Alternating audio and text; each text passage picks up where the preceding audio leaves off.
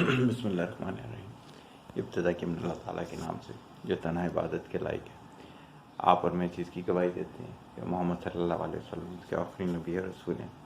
آپ اور میں اس چیز پہ بھی کمیٹڈ ہیں کہ علم کا ماخذ قرآن مجید اور اس تک پہنچنے کا راستہ میرے نبی کی سنت۔ میں کچھ دنوں سے ریسرچ کر رہا تھا۔ میرے پاس کافی سارے سائیکولوجیکل پیشنٹس ہیں جو کہ ٹریٹمنٹس کروا رہے ہیں آلریڈی ڈاکٹر کے پاس سے۔ میرے پاس سے جو ہے وہ تھراپی سیشن لے رہے ہیں اور آپ کے گرومنگ سیشن لے رہے ہیں، کاؤنسلنگ سیشن لے رہے ہیں۔ اب میں ان کے لیے مختلف میتھڈ اپلائی کرتا رہتا ہوں کہ وہ کس طرح سے دوبارہ سے زندگی کے اندر ان ہو جائیں اور بغیر میڈیسن کے اچھی زندگی گزار سکیں، بغیر اسٹریس کے، بغیر ڈپریشن کے ایک اچھی زندگی گزار سکیں۔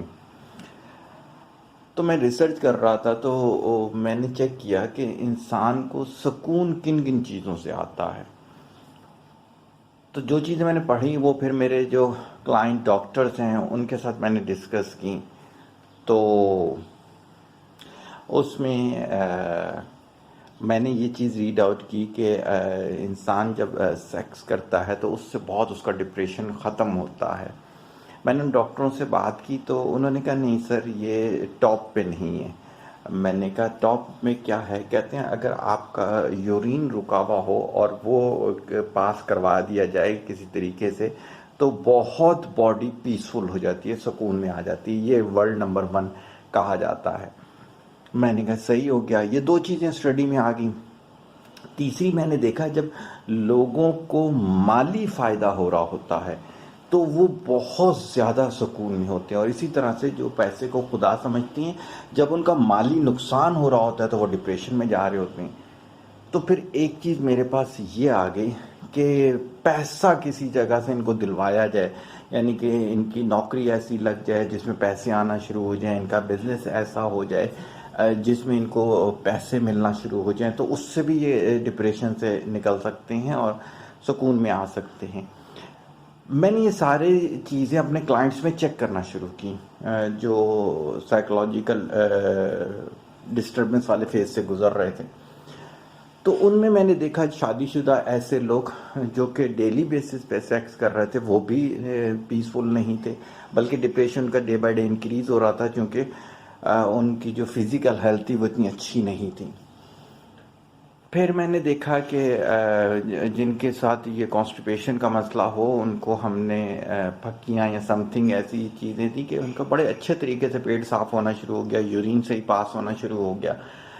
نہیں، ان کا بھی اس سے کوئی تعلق نہیں تھا اس طرح کی سکون والی چیز کے، پیسفل والی زندگی کی۔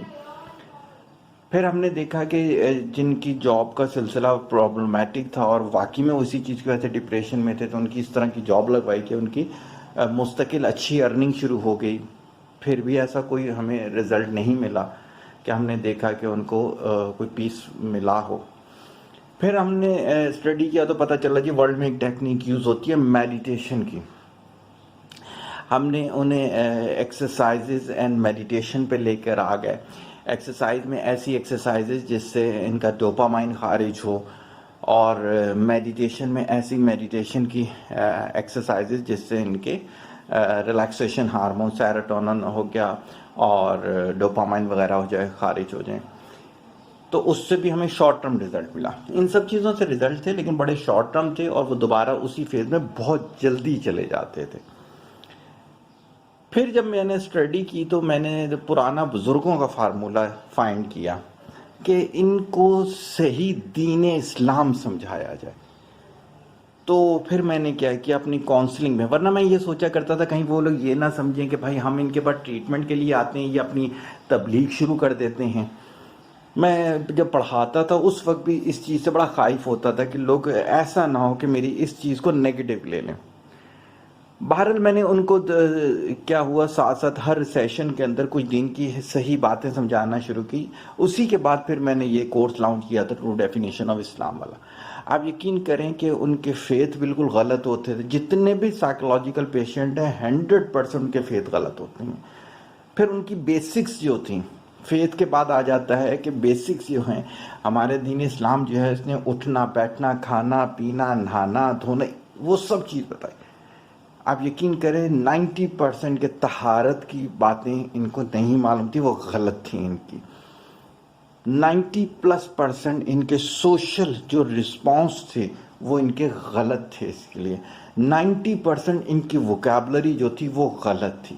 تو کیا ہوا کہ میں نے الحمدللہ وہ درست کروانا شروع کی. پھر ان کی نمازیں درست کروائی, یعنی کہ خشوع اور خضوع والی نماز کروائی. پھر ان کے جو فرائض تھے اس میں ان کو انوالو کیا کہ کس طرح سے فرائض کی ذمہ داری لی جاتی ہے. پھر جو واجبات کی ذمہ داری ہوتی ہے وہ انہیں بتائی کہ کس طریقے سے یہ ساری چیزیں کی جاتی ہیں. تو پھر جو میں نے سکون دیکھا وہ لانگ لاسٹنگ تھا. اس کے لیے ان کو کسی میڈیسن کی ضرورت نہیں تھی, اس لیے کہ میڈیسن سے یہ غنودگی میں تو چلے جاتے ہیں, میڈیسن سے یہ سینس لیس تو ہو سکتی ہیں, لیکن میڈیسن سے یہ اپنے آپ کو سالو نہیں کر سکتے. میڈیسن سے یہ دوبارہ واپس لائف میں نہیں آ سکتے. دوبارہ لائف میں آنے کے لیے خود سے یہ کیمیکل بننے چاہیے جو آرٹیفیشل کیمیکل آپ اپنی باڈی میں ڈال رہے ہیں. وہ واحد ایک چیز ہے کہ آپ دین اسلام کو صحیح طریقے سے سیکھیں اور اس کو صحیح طریقے سے امپلیمنٹ کریں.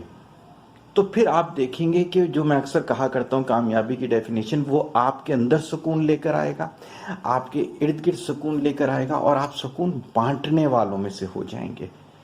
تو اس میں یہ والی چیز ہے کہ اگر آپ نے سکون حاصل کرنا ہے تو آپ کو صحیح ٹرو ڈیفینیشن آف اسلام سیکھنی پڑے گی. تو آپ کیا ہوگا, سکون میں آئیں گے.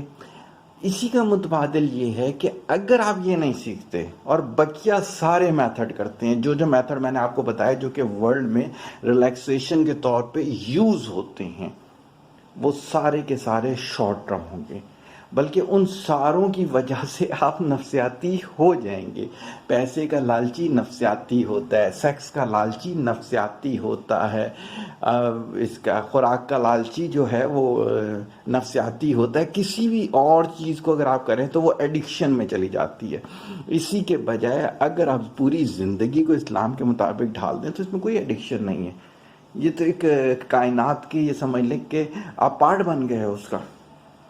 تو میرا خیال سے میں آج اپنی گولڈن بات بتانے میں کامیاب ہو گیا کہ اگر آپ نے سکون حاصل کرنا ہے تو بقیہ سارے میتھڈ جو ہیں وہ اتنے کارآمد نہیں ہیں جتنا آپ کو ٹرو ڈیفینیشن آف اسلام کو سیکھنا بھی ہے اور اس پہ عمل بھی کرنا ہے. دعا میں یاد رکھیے گا. طالب دعا محتاج دعا. السلام علیکم.